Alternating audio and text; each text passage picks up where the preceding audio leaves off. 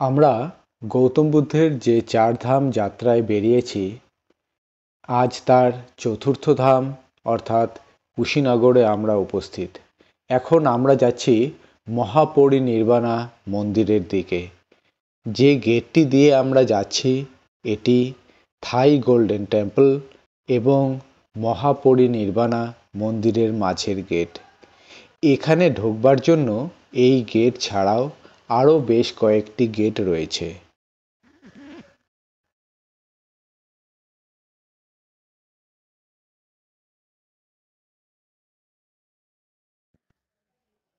আমরা যখন মহাপরিনির্বাণা মন্দিরের ভেতর প্রবেশ করলাম, তখন হঠাৎ করেই সারাদিনের ব্যস্ততার মাঝে নিস্তব্ধতা এবং এক শান্ত ভাব চলে এলো। অন্যদের মতো আমরাও এই গৌতম বুদ্ধের শায়িত মূর্তিটির চারিদিকে পরিক্রমা করতে লাগলাম। এই মূর্তিটি লাল বেলে পাথরে তৈরি। এটি ৬.১ মিটার লম্বা। এটি গৌতম বুদ্ধের শেষ সময়ের অবস্থাকে বর্ণনা করে। উত্তর দিক করে শায়িত এবং বুদ্ধ এখানে ডান হাতের উপর ডান দিক করে শুয়ে রয়েছেন।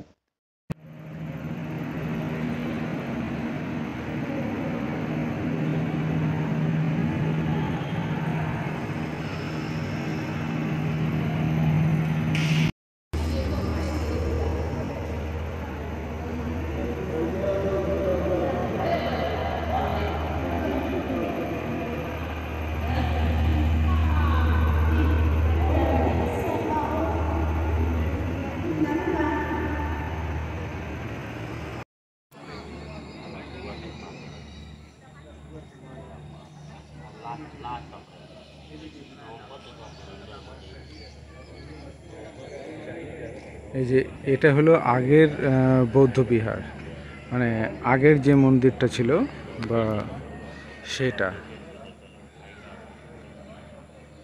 এই যে তার পুরো কনস্ট্রাকশনটা এখানে আছে, কিন্তু এখন সেটা মানে ওটা পুরনো আর কি, ভগ্নাবশেষ। আর তারপরে তার পরিবর্তে এখন এই যে নতুন এটা করা হয়েছে।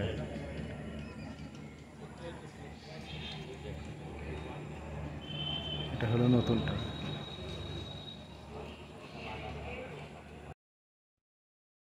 গৌতম বুদ্ধের মৃত্যুর পর প্রায় ৬০০ থেকে ৫০০ খ্রিস্টপূর্বাব্দে এই মন্দিরটি তৈরি হয়। কিন্তু বর্তমানের এই মন্দিরটি এটি ১৯৫৬ সালে ভারত সরকার নির্মাণ করেন গৌতম বুদ্ধের ২৫০০ জন্মবর্ষ উপলক্ষে।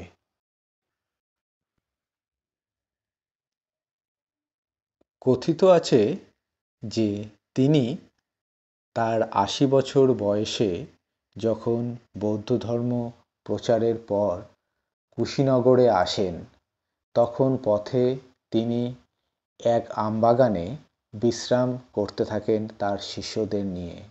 আর সেখানে চুন্দা লোহার বলে এক ব্যক্তি তাকে খাবার দান করেন। এই খাবারটিকে বলা হয় শূকর মদ্যপ। এই খাবারটি নিয়ে বিভিন্ন মতভেদ আছে। অনেকে বলেন এটি শূকরের মাংসের কোমল অংশ, আবার অনেকে বলেন শরীরকে শান্ত করবার জন্য এটি এক মাশরুম বা বিশেষ ধরনের খাবার। কিন্তু ঘটনাচক্রে এটি গ্রহণ করার পরই গৌতম বুদ্ধ প্রচণ্ড অন্ত্রের ব্যথায় কাতর হয়ে পড়েন। তিনি শেষ সময়ে তার শিষ্য আনন্দকে বলেন চুন্দা যেন তার খাবারের জন্য দুঃখিত না হন। তার এই শারীরিক অবস্থার কারণ তার এই খাবার নয়, এটি একটি স্বাভাবিক প্রবৃত্তি। তিনি বার্ধক্যজনিত কারণেই এই অবস্থায় অবতীর্ণ হয়েছেন। এরপর তিনি মহাপরিনির্বাণা লাভ করেন। এই মহাপরিনির্বাণা শব্দটি বোঝায় যে চিরতরে মুক্তি অথবা চিরশান্তি। এটিকে বলা হয় যে আমাদের এই যে পুনর্জন্ম অর্থাৎ জন্ম মৃত্যুর এই যে চক্র, সেখান থেকে চিরতরে মুক্তি।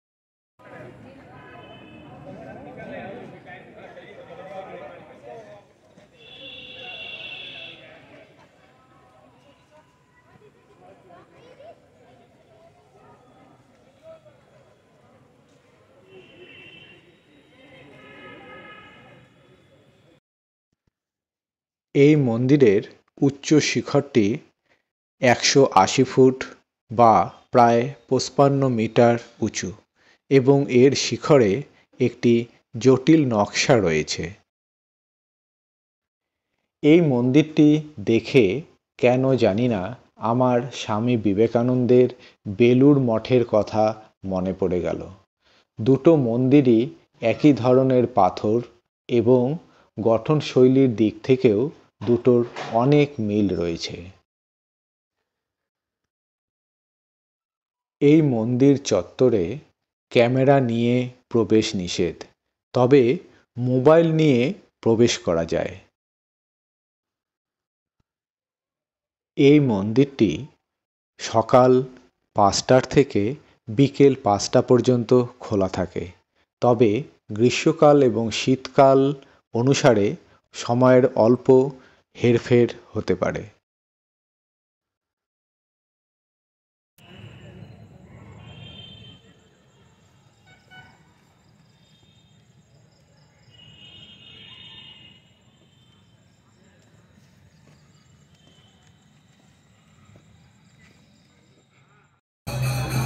এখন আমরা এই কুশীনগরের যে পার্কটা মানে বোট রাইড পার্ক বা একটা পন্ডের মতো আছে সেখানে চলে আসলাম।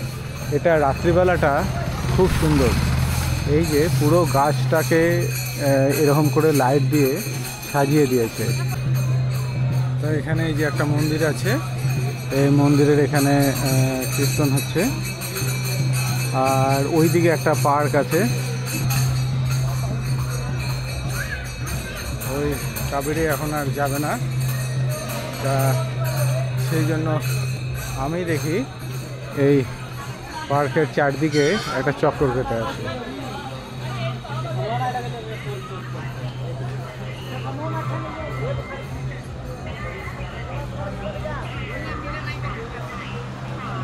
এই যে এটা একটা লেকের মতো,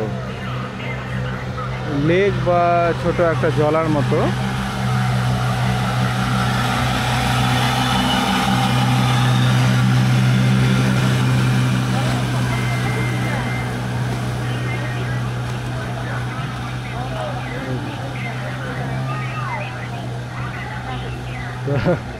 এইখানেই এর দুইটা দিক, খালি অল্প একটু জায়গা, এই দিকটা দুইটা দিক এর বাঁধাই দিয়ে এই পার্কের মতো একটা করা আছে। মানে এখান থেকে বোটগুলো মনে হয় ছাড়ে।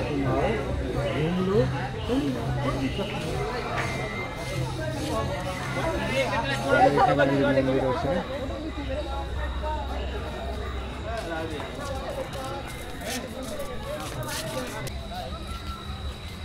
যেটা হলো বুদ্ধা ঘাট ব্রিজ, এটাকে বুদ্ধা ঘাট বলা হয়। আর এইটা যে নদীটা আছে, এই নদীটা হলো হীরাবতী নদী।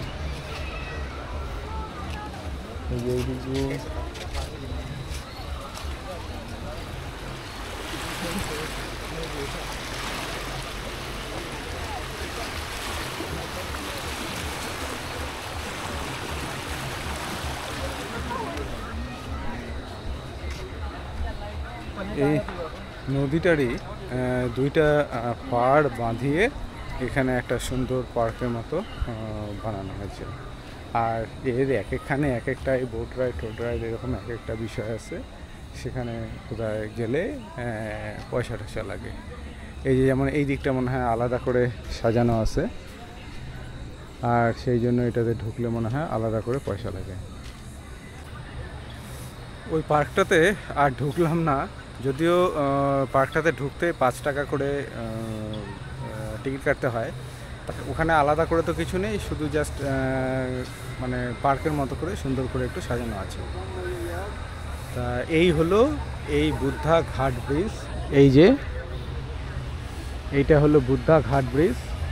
আর এই যে নদীটা, সেই নদীটার নাম হলো হীরাবতী নদী। এই নদীটা পার্কে বাঁধিয়ে সুন্দর করে এই পার্কটা তৈরি করেছে। তা মোটামুটি এই বুদ্ধা ঘাট ব্রিজ মানে ব্যাপারটা হলো এই। তো এটা দেখা হয়ে গেল।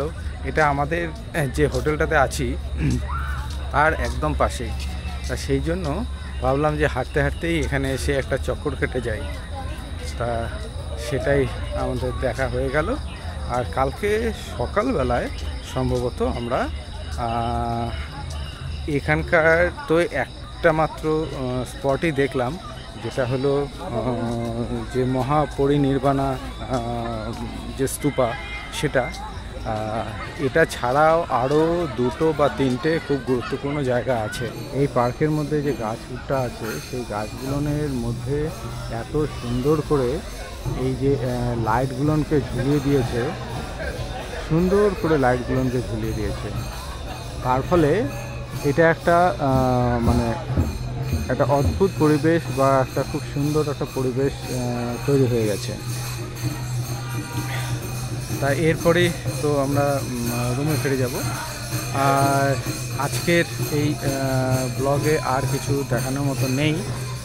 তা এখনকার মতো বা আজকের মতো এই ব্লগ এখানেই শেষ করছি। দেখা হবে নেক্সট ব্লগে, ততক্ষণের জন্য টাটা।